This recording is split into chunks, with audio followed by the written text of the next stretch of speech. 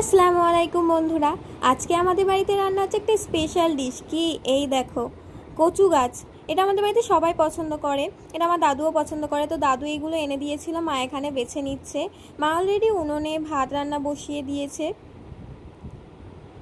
তো এইগুলো খেতে যতটাই সুস্বাদু হয় তার থেকে বেশি এগুলো কুটতে কষ্ট হয় আর হাত ভীষণ চুলকায়। তো আমাদের বাড়ির পাকাটা অনেক নোংরা হয়েছিল, আমি এখানে একটু পরিষ্কার করে নিচ্ছিলাম পুরো ঝকঝকে চকচকে করে। এতটাই গরম পড়েছে আজকে যে আইসক্রিম ছাড়া চলবেই না। তো আমি ফ্রিজ থেকে আইসক্রিম বার করে একটু খেয়ে নিলাম। আইসক্রিম খেলে একটু শান্তি লাগে, তো এই ফ্লেভারটা আমার অনেক পছন্দের।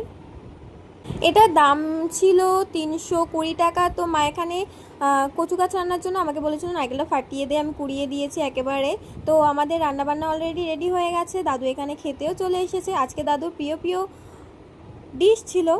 তো এখানে আমিও খেতে বসে গেলাম। তো ভিডিওটা কেমন লেগেছে অবশ্যই জানাবেন। আল্লাহ হাফেজ।